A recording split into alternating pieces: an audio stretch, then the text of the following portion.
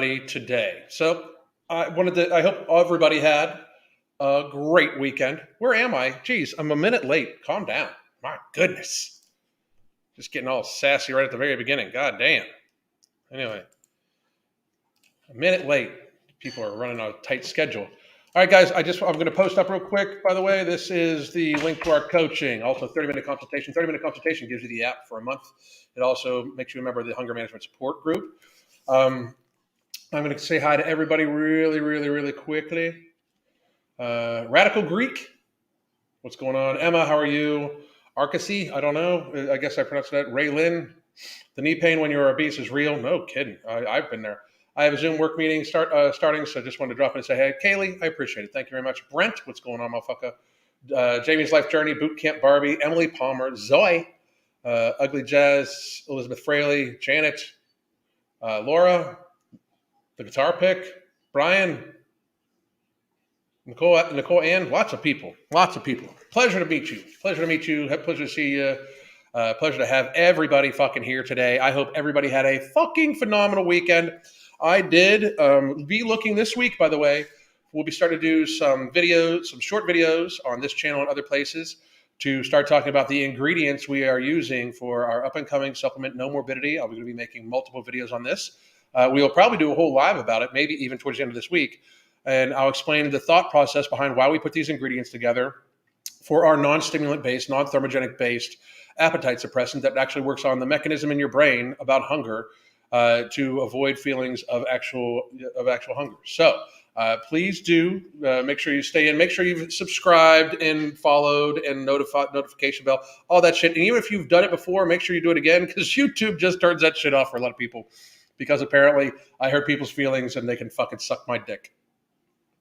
Just saying it. Nicolette, how are you? Elfity?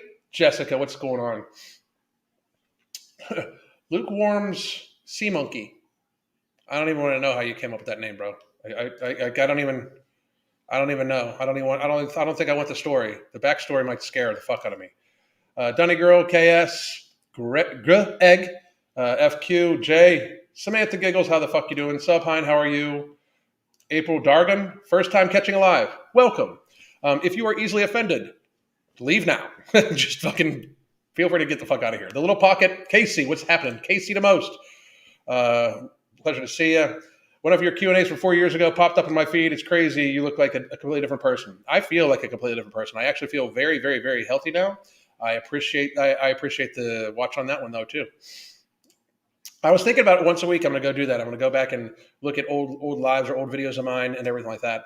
And maybe we'll make fun of how I used to look, like where I looked like I ate me. Like I look like the person that ate my current form, you know? Amelia, how are you doing? Carl, how are you? IK, what's going on? Lots of people saying hello. I am really enjoying this. Artemis Jones, if I missed you, Brent, Big Spoon, Paige, R.A., John, Miriam, Elfini, and if I missed you, please do forgive me. Today, we are going to dispel the myth that you can be healthy at every fucking size. You know why?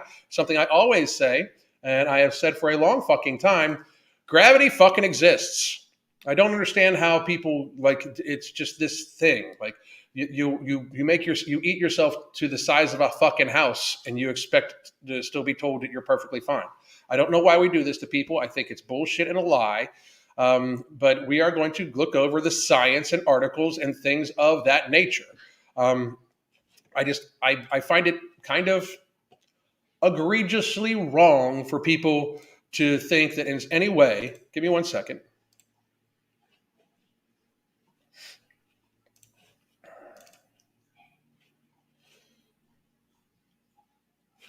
You know, I think it's egregiously wrong for people to think that in any way, window, boom, that somehow this is not actually fucking damaging. Like this right here, this area should not go backwards. It should not go backwards. Like we like the knees should not go backwards. It just should not absolutely happen. To pretend this is not damaging to this poor woman is just ridiculous. For her to pretend it, for people to pretend it, for anybody to actually say that you can be morbidly obese and healthy when in fact gravity exists. Like if you're on the moon, are you on the moon? I mean, maybe if you live underwater and you can just float, then okay. But nobody can tell me that it's not. One of the things we're going to do is, like I said, we're going to look at the different articles based and surrounding it. Let me find something here real quick. I feel I'm ill prepared today, but I'm actually very prepared. I'm actually way over prepared if you want to look at it, because I have the next 3 days of videos plotted out already. I'm kind of amazed that I did this. I normally don't, but I have like the next 3 days worth of stuff plotted out. Here we go. This is the one I wanted to see. So this is physicaltherapist.com that I'm going to pull up here, and we are just going to start. We're going to get right on into it. And boom, share.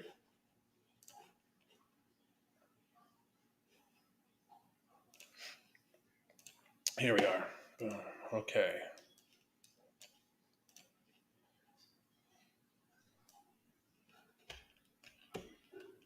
All right. Boom. All right. The truth about body weight and knee pain. In Physical Therapy, Physical Therapist article by Jeff Gillum, PT, PhD, OCS, 2014. We may occasionally think about how our body weight could affect our knee joint pain. However, we may not realize just how traumatic the effects of just adding 10 pounds to our frame can be. Understandably, added body weight places an extra load on the joints, which increases stress on joints, surfaces, and may accelerate the breakdown of the cartilage. However, did you know that for every extra pound of body weight, there is approximately 4 extra pounds of force placed on the knee joint while walking? That's just walking. So 10 pounds of added body weight increase joint forces in the knee to 40 pounds each step. Now multiply that by 5,000 steps you take. That's 20,000 pounds of accumulated force that the knee joint must withstand each day, added on just from the extra weight. It's no wonder the persons who are in the top 20% for body weight have up to 10 times the risk of knee osteoarthritis compared to those at the lowest 20%. What if you walk down a hill? How does the joint force compare to walking on a level ground? Those joint forces are now 3 to 4 times the forces of walking on a level surface. This makes us ponder how wearing high heel shoes can affect the knee joint. In fact, knee joint forces for women wearing high heel shoes compared to walking on surfaces are 23% greater. But 3 to 4 times the force of walking on a level surface, for every pound you add, that is an extra 10 to 12 pounds of force per extra pound of body weight. So just walking on a level surface, somebody like Tess Holliday, who is 200 pounds over her ideal weight, at the very fucking least 200 pounds overweight, she is putting an extra 800 pounds of force on her knee joint every single time she walks. Every single time she takes a fucking step. 800 plus extra pounds of force. If she is walking downhill, that alone could be an extra 2,000 to 2,400 fucking pounds. That is insane amounts of weight. That is not something that can be sustained for a long period of time. So if being overweight increases development of progression of osteoarthritis of the knee, could weight loss potentially reverse those effects? Well, for women average height, for every 11 pounds weight lost, the risk of knee osteoarthritis drops about 50%. Researchers have demonstrated that a 10% reduction in the body weight in overall elderly men decreases risk of osteoarthritis by 21.5% and 33% in women. Other studies have shown that similar weight loss in those overweight with knee osteoarthritis decrease pain by 30% and improve function by 24%. Now, all of this said is that gravity fucking exists. I mean, all this did is somebody figured out the math behind the actual force placed upon from gravity pulling on the extra weight and the amount of force that's put onto the knee joint. Now, beyond that, why people who are obese should not fucking jump around like glitter and lasers and like this lady Anna. When you think about jumping, which is even more than walking downhill, but let's just say it is walking downhill. Anna is also about 200 to 250 pounds overweight. Let's be real. She's probably 250 pounds over what her body frame was designed to carry. And this is not to be mean. This is not to in any way shame her by any stretch of the imagination. This is just to be fucking realistic. And actually, by me being realistic, that is way more kind to her than anybody else has fucking been.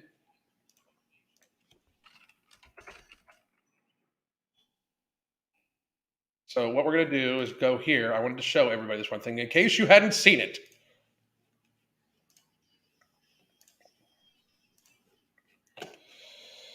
In case you didn't check it out when I shared it the initial time.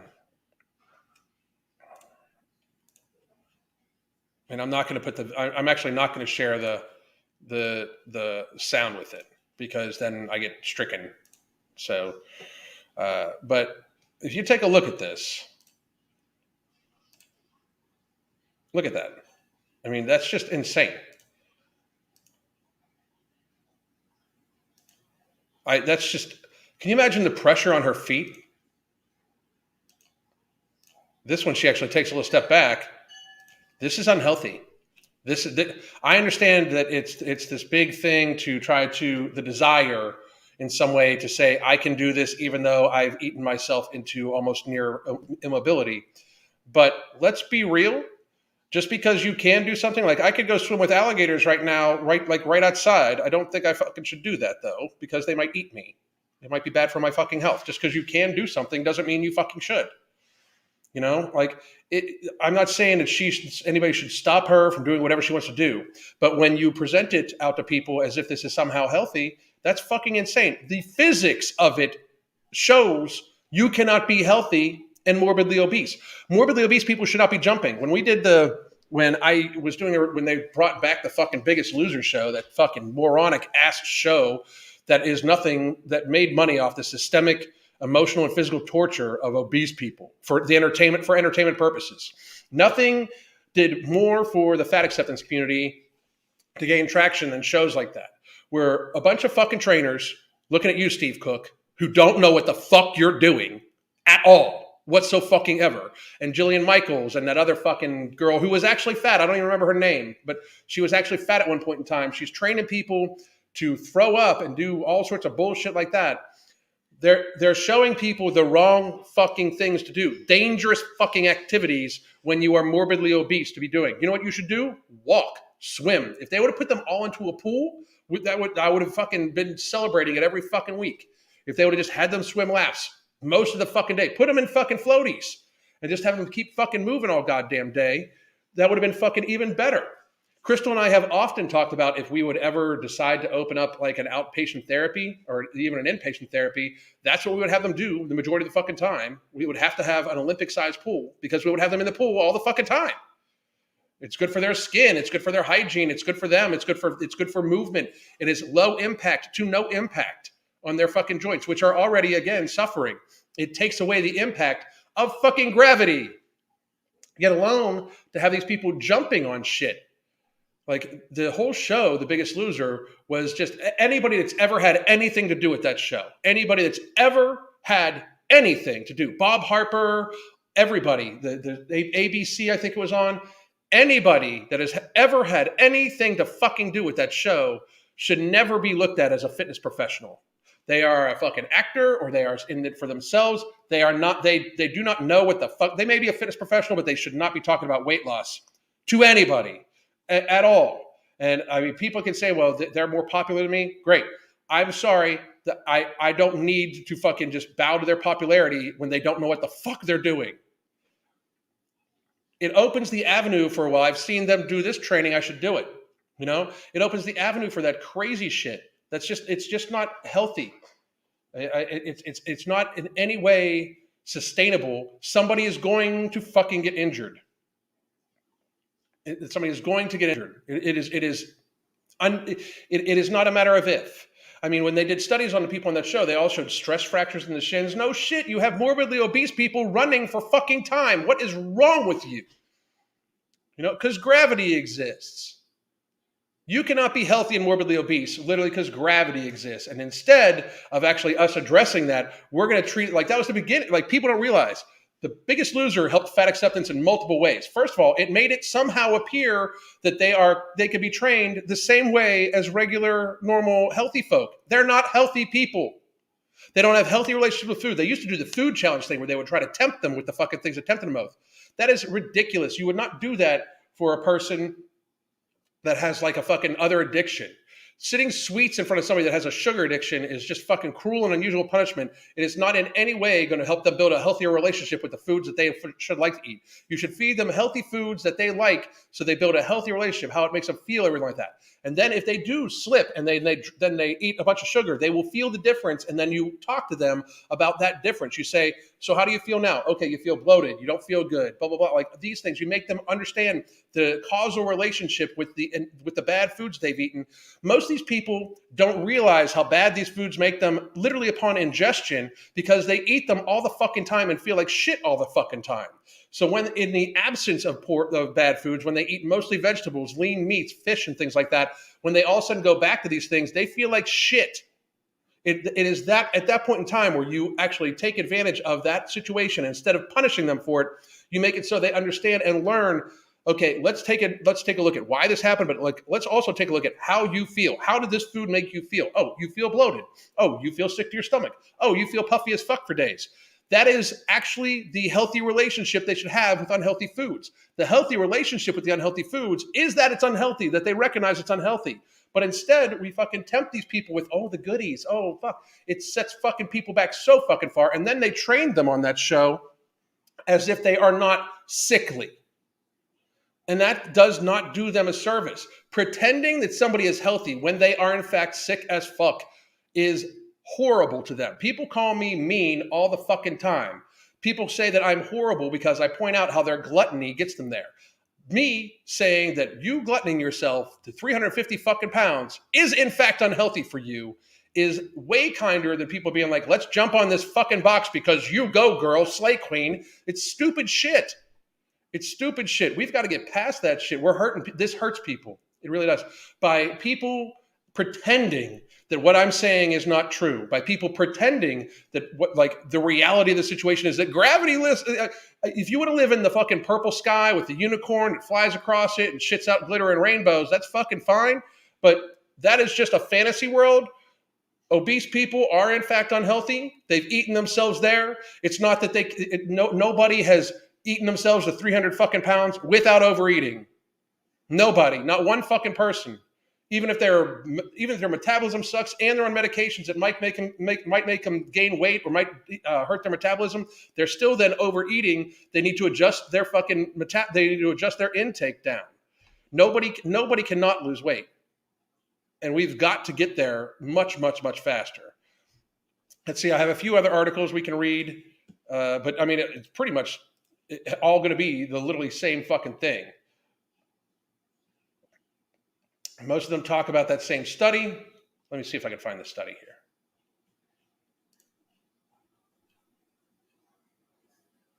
Okay, here we go. This was actually a pretty good one here, right here.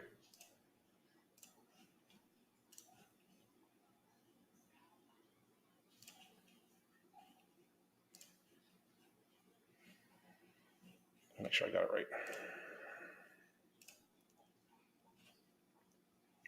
The link. There it is. Share. All right. The link between weight loss and knee pain. Let me move this up here for you.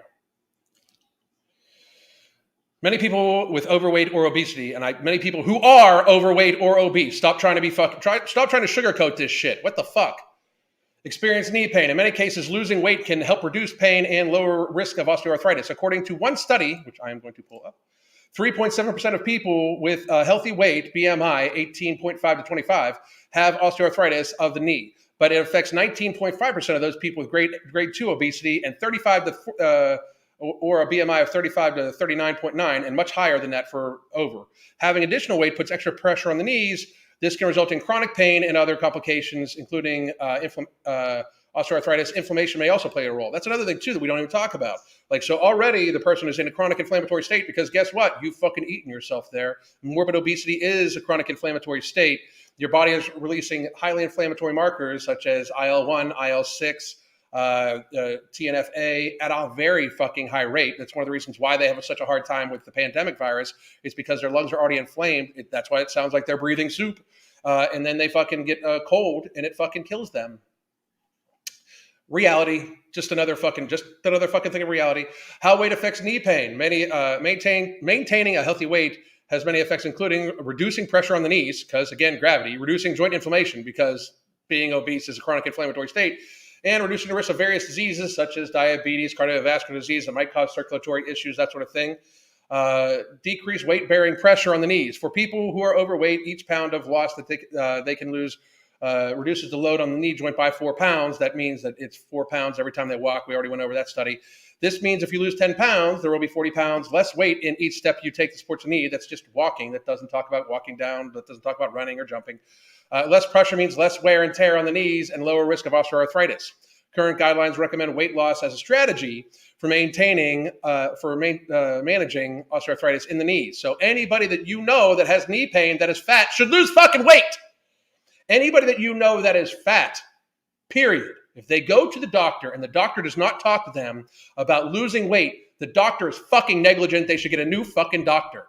They should get a new fucking doctor, because they're trying. If a doctor, every single time you walk into the doctor's office and a doctor looks at you and says, we need to talk about your weight, it's because you're unhealthy and you're damaging your body. You're damaging your knees every step you fucking take. Get there faster, people. God damn. Reducing inflammation in the body. Osteoarthritis has long been considered a wear and tear disease. Prolonged excess pressure on the joints will cause inflammation, but recent research suggests that inflammation may be a risk factor rather than a consequence. Excuse me. Obesity may increase inflammation levels in the body. It absolutely does, which may lead to joint pain. Losing weight can reduce inflammation response. One review looked at the data of people who lost an average of 2 pounds, 0.91 of a kilogram a month, over a range of 3 months for 2 years. In the most studies, markers of inflammation in their bodies, fell significantly. Linked with metabolic disorders. Scientists have linked obesity, type 2 diabetes, cardiovascular disease, and other health issues. These all form part of a collection of conditions also known as metabolic syndrome. They appear to involve high levels of inflammation, and they may influence each other. So exercise. Current guidelines recommend walking, cycling, strengthening exercises, water-based activities, Tai Chi, and yoga. You don't see fucking jumping or running on that shit. At all. At all. Fucking biggest loser pieces of shit. Every single fucking person that had to do with that show, you're a fucking loser. By the way, I mean, you don't need to respect me because you think you're more popular than me, and that's fine. I don't respect any of you at all. You don't know what the fuck you're doing. You give all of us that are trying to really help people a very serious bad name. You all are pieces of shit. Every single one of you. Bob Harper, fucking everybody on the way down. You're all pieces of shit. You basically got paid for the systemic, emotional, and physical torture of obese people for entertainment purposes. You fucking suck. Fuck all you pieces of shit. Let's see here. So that study that we were at, we're going to go to here.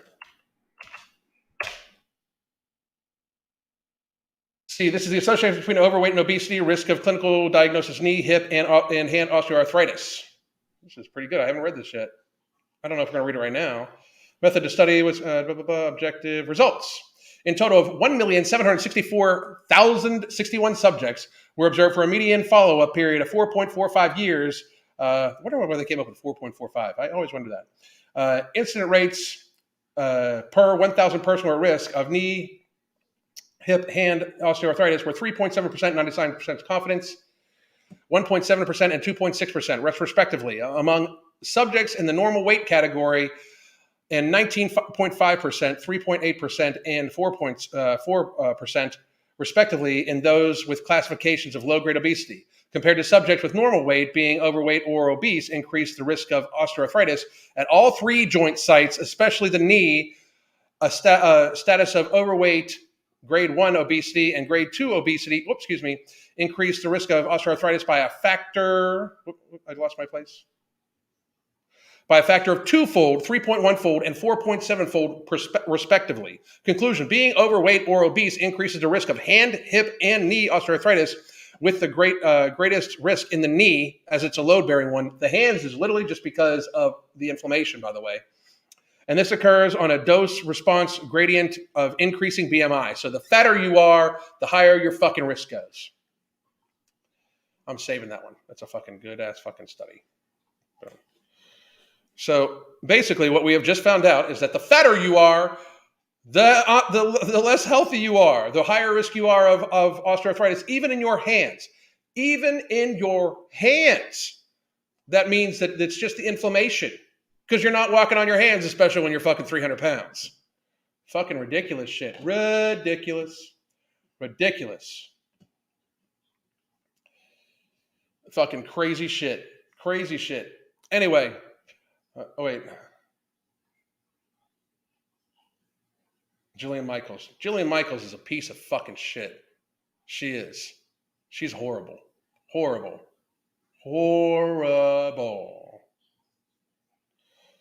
Anyway, let's start the discussion. I'm going to go from here through because I'm not going to scroll back and see all the comments that we had.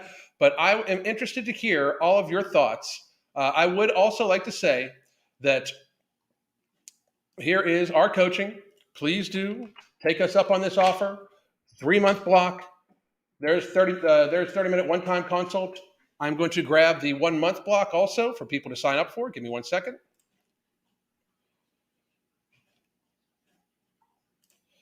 I really, I wish we could get there faster as a society. You know that I wish that we could somehow find a way to make it so people fucking understood that in no way, and this is the 1 month.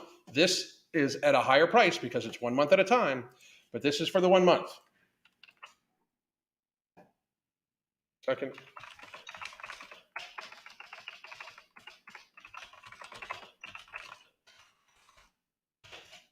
There you go.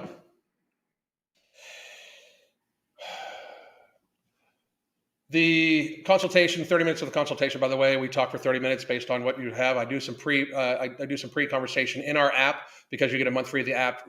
You're on the Hunger Management Support Group, which is a bunch of people talking about their daily stuff. That's where I keep track of all my food and my activity, by the way, is in the Hunger Management Support Group. And that's where I'll be logging all my training for my training towards my 51st birthday to be in the best shape I've ever been by my 51st birthday.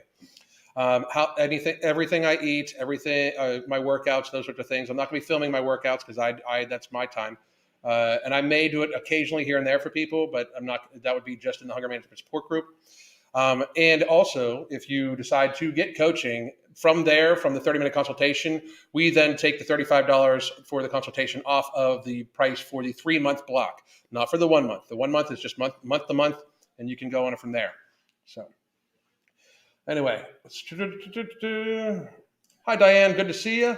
I'm new to your videos, but honestly, you have really encouraged me to keep going. Sade, thank you very much. That's awesome. I appreciate it very, very much. And welcome. So, have you worked with people with hip or knee replacements? Many. The thing is, what we do is we build healthy habits. Whatever the person can do, we talk about the activity level that is appropriate for the person, what they're cleared for by the doctor. We don't do any sort of crazy workout routines unless the person loves doing crazy workout routines, unless they are physically able to do so and they absolutely love to do so. That's it. We have Crystal literally just had, if you can see the treadmill is right here, you can see right back here. She does a group walk with people a couple times a week. We just have people walk and talk together and talk about what's going on. That's one of the features that comes with both the Hunger Management Support Group and that comes with coaching too. So we focus mostly on healthy habits and activities and nutrition, and then whatever appropriate fitness they can do, we put that right on the app for them so they can do. So yes, and I've worked with people in wheelchairs multiple times. I believe we have one person who is actually missing a leg. Things like that. I don't know if they're. Yes, he's no. But anyway. I hate people. I hate how people brand working out as something that has to be painful. It should never be painful. For the activity you do for your health, for your longevity, should be activity that you absolutely, positively love to do, that you will miss. That's why it should be 30 minutes a day, every single day, no matter what. Make it habitual. Just get a little bit of movement in for 30 consistent minutes every single day. And then if you want to increase that or decrease the intensity or the time frame or whatever, you can. But as long as you stay in the habit of 30 minutes a day, that takes care of your activity for the day. Make sure you go for just a walk if you need to. When people act like it needs to be some sort of crazy exercise thing, like for a good portion of For 3 months of the year, I do yoga and like some calisthenics. I don't touch weights. I don't even touch the I give my body a rest because I do really enjoy most of the year working out at a very seriously, highly intense level that I have had to come to the rationalization that I shouldn't perform like that. I shouldn't push myself like that all the time. And I work in kind of a cycle. So some months I work a little harder. Like I love working out in the heat. So when it gets hot out, I like working out outside a lot harder. So Awesome Sauce is up. What's up, baby? What's up, sweetie? Long nap. What did you think about The Biggest Loser when it was airing on TV? I thought it was horrible. I thought it was fucking horrific. Hang on, she's stabbing me in the leg. What's with the girl? She wants to say hi to all you. Say hi to everybody, baby. Hi, sweetie. How are you doing? Say hi. Say hi. Are you hooked? You're hooked. Say hi. What's up? Okay. Come on. Let's go. Let me go. All right.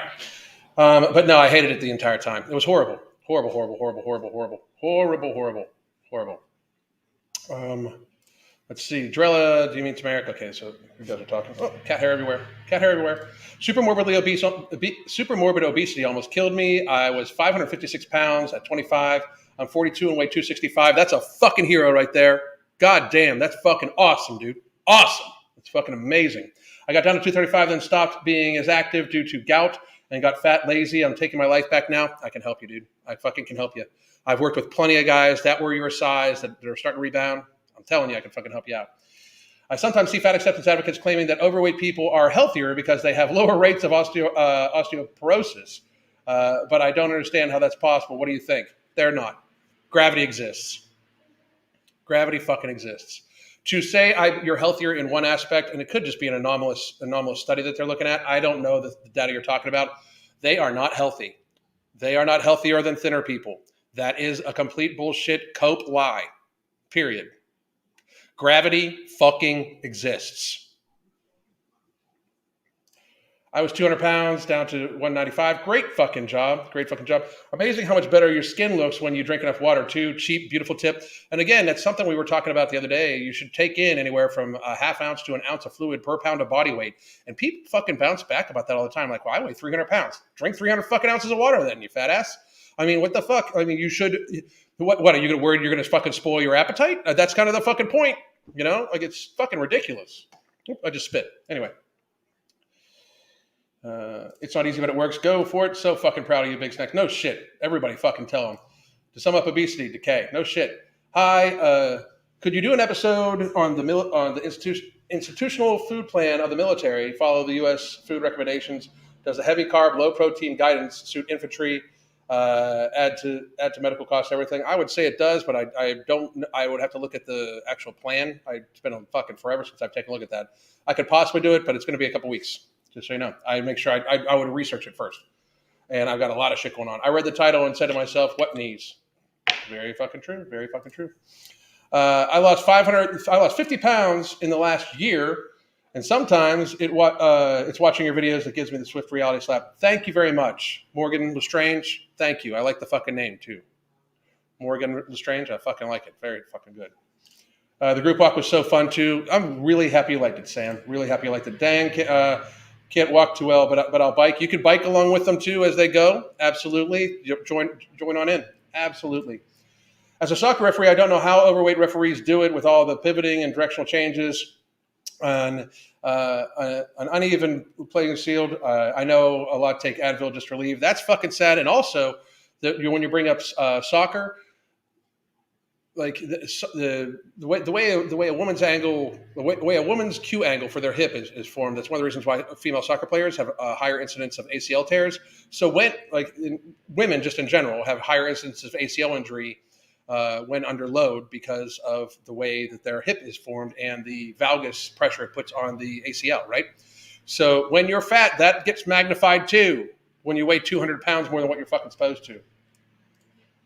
This is the first time I've ever seen you live, though. Thank you very much. We appreciate you joining. Please do subscribe. Make sure the notification bells are on. I appreciate it greatly. Do you think that people should be rewarded for staying healthy? No. Rewarded for doing what you're fucking supposed to do? I mean, the reward is being healthy, in my opinion. I mean, we shouldn't make this a class thing. We shouldn't make it so like it's an elevation thing. We should encourage people to get healthy because it's the fucking reward all in itself. I mean, the reward is the reward is you don't fucking have to access the healthcare system. I'm not a slave to pharma industry. The reward is I fucking feel great, sleep great, have great fucking sex. I mean, that's the fucking reward. The reward is I fucking love my fucking life and I feel good. That's the reward. Rewarding people, I mean, like it already is a reward, and that's how it should be seen. Getting warm out here, going to start implementing biking into my workouts. That's fucking awesome. As someone who works in the medical field, I love hearing what you have to say on the topic. This world has become so sensitive, and they want to tell you what you want to hear instead of what you need to hear. No shit, like it's fucking crazy. That's why like people are like, well, this person says that, this person says that. I'll debate anybody. I'll debate any fucking doctor. If they say that being morbidly obese is healthy for them, I will fucking debate any of them and fucking destroy them. Period. You know why? Because gravity exists. Because it's like fucking literally gravity exists. It's fucking insane. It is insane. Like there any argument for being obese is healthy or there's nothing you can do about it. That's another one. Like I'm just going to be fat. There's nothing I can do about it. People are born different. Genetics, blah blah blah. Fucking what? We mutated in the last fucking however long. Fuck off. That's ridiculous. 60 years ago, people were not fat. Almost everybody was fucking lean, not just skinny, like lean. I think Alan is great. Tells it again. I appreciate it. Thank you. I asked our mayoral candidate in the city that planned on combating the obesity crisis, brought all the stats, looked like a fish out of water because they got no answer. They don't want to they do not want to fucking in any way. Like, look at our public health officials. 2 years of fucking pandemic world, and nobody's talked about fucking unfattening ourselves when, 80 to 90% of all chronic illness, or 80 to 90% of all healthcare burden, almost $4 trillion a year we all share in healthcare burden, is chronic illness related, and 80 to 90% of that is all fucking lifestyle chronic illness related. So adjusting lifestyles would unburden the hospital system by 50 to 60%. Because that's what most of it is. 91% of all fucking pharmaceutical medications are lifestyle driven. What the fuck? I mean, we would save $2.4 fucking trillion in shared healthcare costs. That would go a long fucking way to fixing our fucking country. But they don't want to do that because then money. And then they have to tell voters that they're indeed fat as fuck and a burden on society. This sauce, yeah. She is adorable. She is very, very, very adorable. She's so fluffy. She's doing good. She's lost some weight recently too. Your kitties are so sweet. Love seeing them out here. They're amazing. So the name is Awesome Sauce. Her name is Awesome Sauce. We call her Awesome for short. Maybe that's why she just had no fucking regard for eating everybody else's food. She just was like, I'm awesome, and ate everybody's food. My dad has lost close to 70 pounds, and his hip pain is almost gone. Brian, that's fucking awesome. You're setting the fucking example, dude. No shit. I go for repetition. I program my body to just go exercise. It's not about me enjoying it. It's progress. I think you would find that if you missed a day that you would miss it a lot though, Casey. I really do.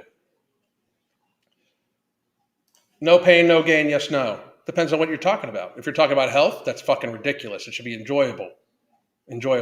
If you're talking about trying to build muscle past, up to your genetic maximum or something like that, I mean, there might be some soreness involved. Even then, the whole workout until you can barely fucking move is ridiculous. Not many people fucking do well with that. I'm able to kind of shut that shit off and push myself to fucking very serious limits through pain and all sorts of shit. But I've been working out for 35 fucking years, or more longer. I've been working out for much longer than I like to admit. I've been working out for 37 fucking years almost, getting there.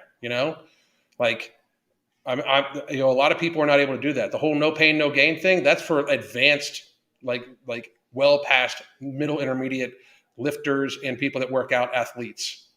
That's after you get all the fucking, all the form down. That's after you get all the fucking basics down. That's when the no pain, no gain bullshit. That's when you fucking go towards, you're really trying to push the limits of shit.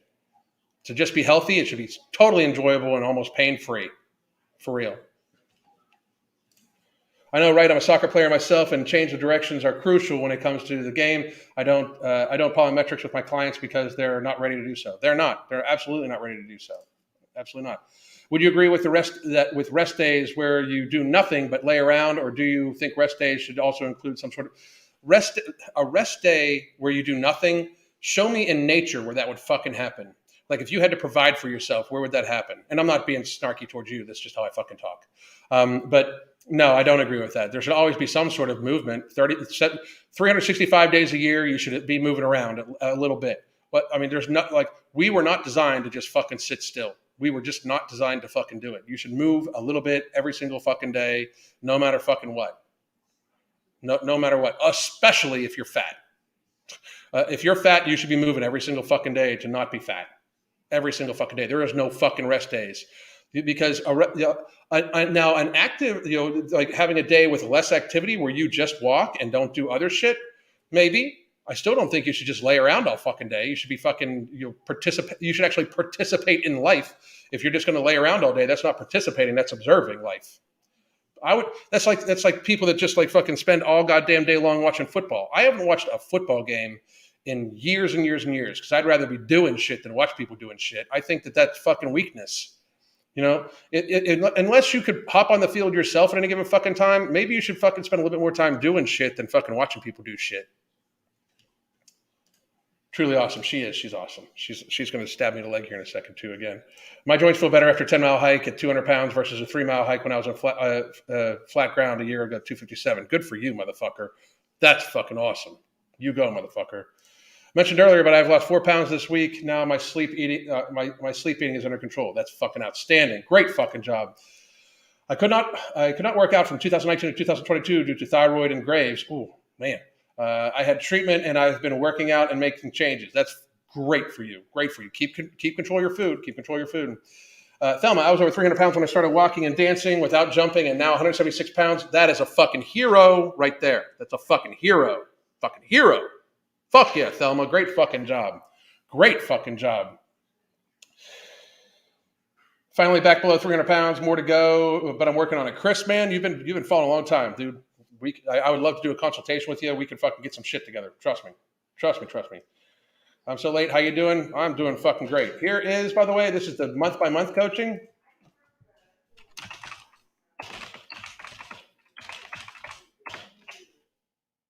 Spelled it wrong.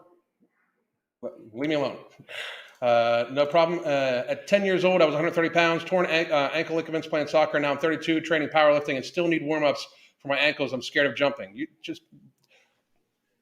There's no problem with that. Unless you need to fucking jump out of the way of something, which you probably would just instinctually, I wouldn't fucking worry about it too much. No shit. My heart is melting with all the X-fats here. No shit. Great fuck. This is fucking awesome. This is what society fucking needs. Not to tell morbidly obese people that there's nothing wrong with you, but to show them that it can be fucking done. This is what society needs. This is the example that should be set for people right here. What's happening with everybody sharing their stories about how much better they feel after losing weight, how much better their lives have gotten, how more fulfilled, how you're actually living life. That's what society needs. Not to directly lie to fat people's faces and pretend that there's nothing fucking wrong with them. Not to make excuses of, I'm just fat by my genetics. It's just my fucking the set point theory thing is making its fucking rounds again. From that fucking, we already did a video on it. That lady on that fucking Today show or that fucking morning show talking about how like your body wants to go back to that. No, your hunger wants to eat the shit you ate before the fucking diet because you did not make systemic changes. You go on a diet, you lose a bunch of fucking weight, and then you go off the diet because you're a stupid fuck thinking that you can go back to your old fucking ways that had you 300 pounds after you lost 100 fucking pounds. It's not the diet's fault. You are, in fact, a stupid fuck who thinks that you can go back to your old fucking habits and not gain the weight back. That is moronic. That is like a child's argument against that shit. It is a child's fucking argument. It really is. Like I did this diet for a while and I lost some weight and then I started eating cupcakes for breakfast again and somehow or another the diet failed. No, you failed. You're a failure. You can stop being a failure by recognizing that and then fucking changing it, but pretending that it fucking the diet didn't work when you fucking went back to eating the same way you were fucking eating, or even worse from before, is ridiculous. That is something a kindergartner would say. That is the dog ate my homework. No shit. Do you have any recommendations on teaching children portion control? I'm trying to teach my daughter the difference between being full and being stuffed. Some families encourage overeating. A lot of families encourage overeating. I have actually done a fucking thing where one of the biggest things that caused the obesity epidemic was the holdover in the phrase, finish everything on your plate. Finish everything on your plate was something that my parents' parents told them, because my parents' parents came from the World War II era and food was scarce. So when you did not fucking waste food. So then my parents taught that to my generation. My generation has taught it to our kids. Well, the difference between this is by the time my generation got to be my age, that was the boom of ultra processed carbohydrates and of convenience food. So now they finish everything on their plate of highly palatable foods that make them even hungrier and cause them to eat even more and more and more. So the idea is eat everything you fucking can instead of eat in moderation. One of the things I would do is have them eat. I would put smaller portions on their plate, and before they can eat another portion, have them drink a little bit of water and wait 20 minutes and see if they're still full. If they still remember it, then maybe give them a little bit more food, because then they might be a little bit more hungry. They might actually be hungry. But if they can eat a portion of food, drink a little bit of fluid, wait 20 minutes and not be hungry, then you've realized that that's the portion size. That would be my suggestion. Losing fat really works. Excellent. I saw Amber Lynn's video. I was mortified. Amber and Tess are delusional. I don't know which Amber Lynn. I don't watch Amber Lynn's content. I don't. I don't. So I don't know which content you're talking about. Nice Thama, mortified. Like I said, I haven't seen it. It's a reward in itself. It really is. The reward is being alive. It really, really is. Low insurance costs for healthier people. I mean, that's not really a reward. I mean, that if you would look at it, we should set the base at a certain thing and then have people pay more for their lifestyle choices. But my thing is that is cart before the horse. You know what I mean? Like, that's fucking ridiculous. That the amount of money you save in insurance is nothing compared to the amount of money you avoid, like the amount of money saved in pain and stuff like that. So I hear what you're saying, but that's like fucking semantics. At this stage, it is. When 80% of the country is overweight and over 50% of the country is likely obese and like 35% of the country is morbidly obese, that's very seriously semantics. We need to fucking get, like, what's going to happen is people are just going to die younger. The average age of mortality is going to drop way fucking down. We need to fucking take care of this. The way, like, if we think we're paying a lot in healthcare now, the wave of chronic illness and disease that is coming after the great fattening of 2020, after we just all sat home and a bunch of people did the exact opposite I did, and instead of losing 40 pounds like I did, they gained 40 pounds, and they ate fucking DoorDash, and the fucking pizza delivery guy knew them by fucking name and shit like that. I mean, after that fucking year and how fat we are, and now we're at the stage where we're not even saying, like, it is almost illegal to tell a fat person to lose fucking weight, because that's somehow shaming them, even though they're shoving ho-hos in their fucking mouth at a fucking rapid pace. I mean, we've made it so that is somehow shaming them, when in fact gravity shames them every fucking step they take. The wave of chronic illness and disease that's going to happen in the next couple of years, diabetes, heart disease, coronary strokes, cancers, those sorts of things, is going to be just fucking biblical in fucking nature. It really is. It's going to be biblical in fucking nature. Let's see. Much better quality of life overall. Yep. Hey, man. CJ, man.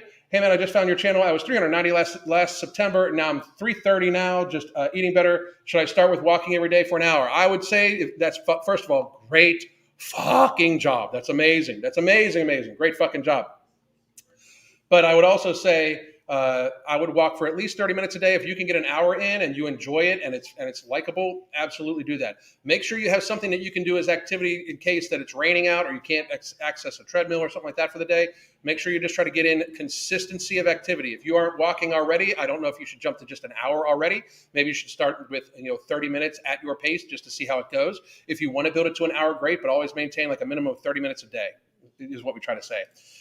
Thank you for the tip, by the way. And I love that you celebrate people who work being healthy and who find beauty in health. Fat acceptance is dangerous, and I worry about my young girls who are easily impressionable. That is a very serious and honest concern you should have, because not only is the fat acceptance movement, it is that the fucking social media and mainstream media are going to keep pushing for it. And you know why? Because they're the biggest consumers of every fucking thing. They're the biggest consumers of food. They're the biggest consumers of pharma. Their clothes take more materials and cost more money, and they get charged more. They actually use more gas in their fucking car to cart their fat asses around. They consume more than anybody. It is consumption. That's why it's so hilarious when a fat person says, like, well, I'm anti-capitalist. That's impossible.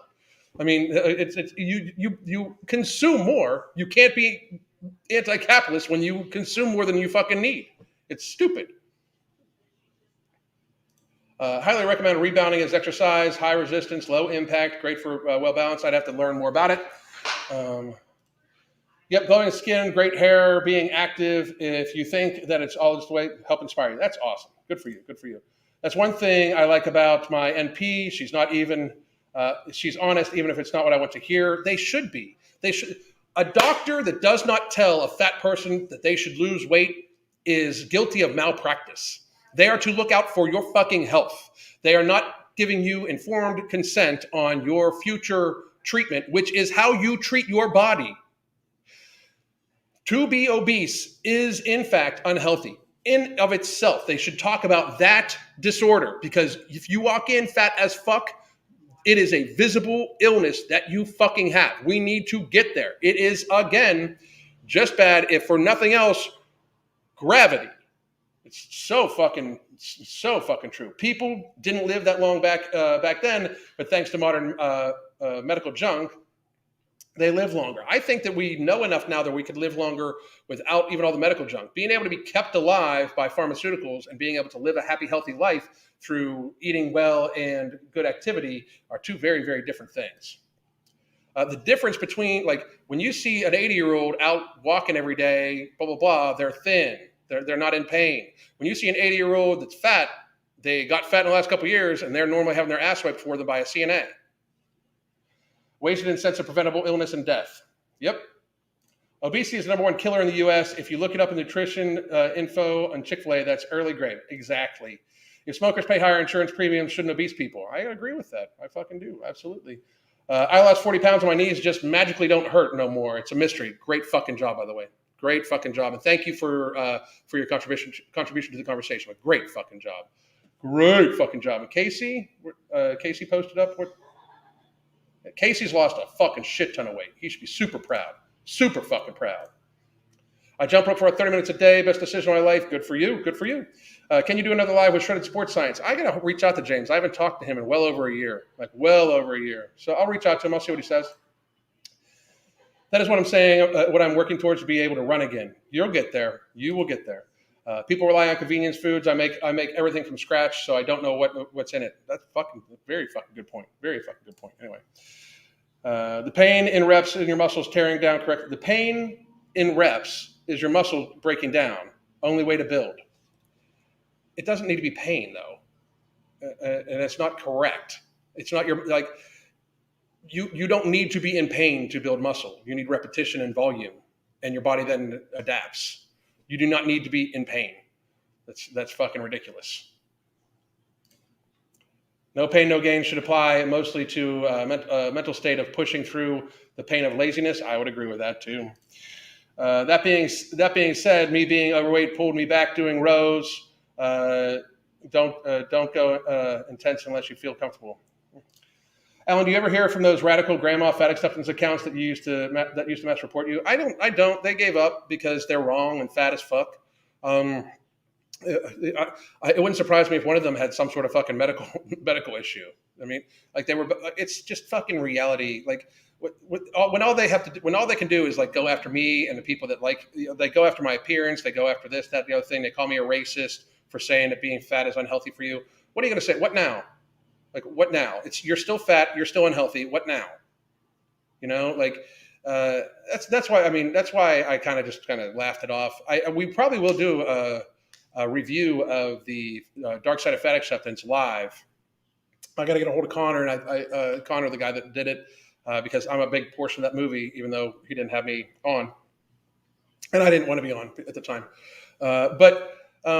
No, I haven't heard from them in a long time. They're probably some of the trolls that are even in this very comment. They just given up because they fucking realized that they sounded like stupid as fuck. Lost 50 pounds. Body doesn't feel like it's in jail anymore. Boom. Hero. Fucking hero in our society today, motherfuckers. That is what taking control of your fucking life and your future fucking looks like. And that's the reward for it too. You start feeling fucking better. What do you know about the keto carnivore? I'm 5'8", 220, and I've got plaque psoriasis. I think you should talk to your doctor before you even start any diet since you have plaque psoriasis. That's what I know about it. If you have actual medical conditions, you should not try to get diagnosis or even diet advice from somebody online. I'm just real. Like, you should talk to your doctor first. Find out what you should do. If your doctor, get a second opinion. Absolutely, please do. But if you have plaque psoriasis, you've got problems. You should be fucking worried that you should be listening to exactly what they say. They should have already given you a referral to a nutritionist. And if they haven't, you should fucking ask for one. But you saying that, I don't know what medications you're on. I don't know your fucking history. I don't know anything like that. If you would ask that to anybody else, any other fitness influencer, which I imagine you probably would, and they would actually give you a fucking answer, tell them I said they're a fucking idiot. Because they should not be giving diagnosis like that without knowing your entire fucking story. And they definitely should tell you the same thing I just told you. Talk to your fucking doctor. Have them talk to a nutritionist. You have plaque psoriasis.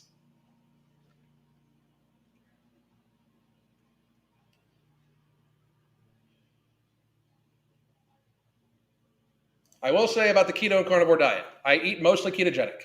Sorry, I didn't mean to pause there. I got distracted. ADHD. I do eat mostly ketogenic. It is not unhealthy. It is just fucking ridiculous. It is not unhealthy for people to do so.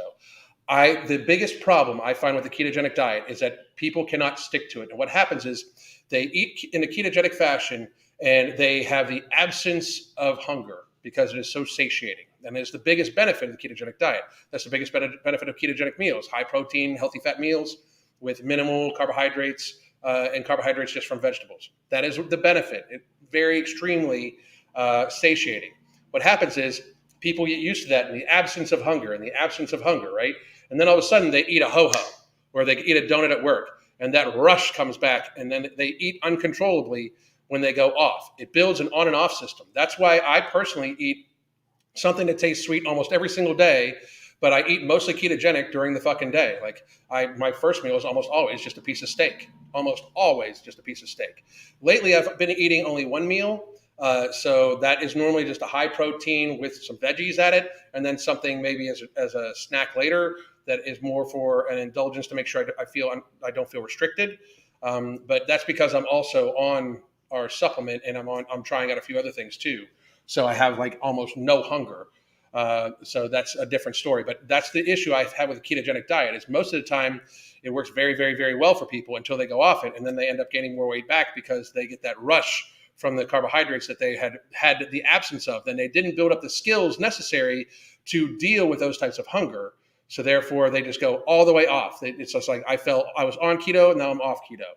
If you just kind of stay on keto with occasional indulgence, and then like if you eat something sweet in the evening after being on keto all day, you make sure you have your food planned out for the next day in case you have any cravings of being very, very seriously almost carnivore or ketogenic, then you're good to go.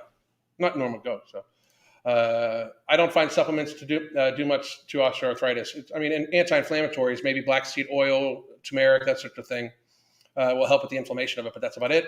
I'm definitely not wasting a Sunday during hunting season watching football. That's fucking boom. Great. Good fucking job. Today I had my twice a year blood work done. Usually the only time I stop in a bakery on my way home. This time I heard Alan in my head yelling at me, "Get there faster, motherfucker," and drove home. Good. I hope you're not going to feel too restricted by it. Maybe have something else. But I mean, if you're trying to be healthy, that should be a very rare occurrence to eat a baked good. It just should. It should be a rare occurrence to eat, it should be a once a week thing to eat processed carbohydrates. We live off processed carbohydrates like flour and sugar and fucking everything. It's fucking crazy. Anyway. Carnivore diet is epic, lost 12 pounds in 7 days. Yes, and a bunch of that was probably fluid, but also remember that when you, just be prepared for when you go off of it for your hunger to return greatly, because you're probably having no hunger at all. So, Dakota's doing good. Yep. Okay. Hey guys, I'm going to scroll down to the bottom here to see if I missed it. God, lots of fucking questions, guys. I'm never going to get to all these questions. Never. So hang on. What do you think about keto cycling or deliberately having periods of eating ketogenic diet with breaks of complex carbs and fruits? I don't necessarily like the complex carbs, simple carbs, but that's exactly what I just described. So Morgan Lestrange, that is actually what I kind of just described, where I will eat pretty much ketogenic or carnivoric all day long and then have something at night. Like I'll probably have an outright bar sometime this week because I think Mark's just sent his new batch of them. And I'll probably have some plant protein. I oftentimes have a sweet potato in the evening. That's my sweet thing. And then once a week, we're just going to have, I normally have something just for pleasure. This week, it's probably going to be a glass of whiskey, to tell you the truth. That'll be my thing for pleasure, And it's because it's called fucking adulting,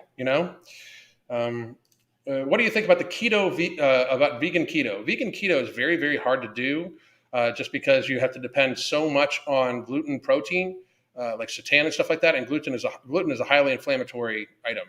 So it's very hard to do and maintain. It limits you to a great, great, great degree. Can people be healthy on it? People can be healthy on anything, depending on their activity level, their body, how their body reacts to certain things. But is it something I would want to do? No. Is it something I would suggest people do? No.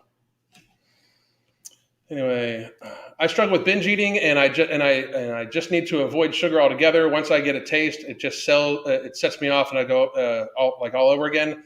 I've now been off sugar about a month and feel great again.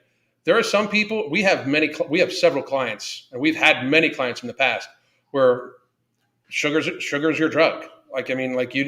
Sugar should be viewed as a drug for most people. It just absolutely should.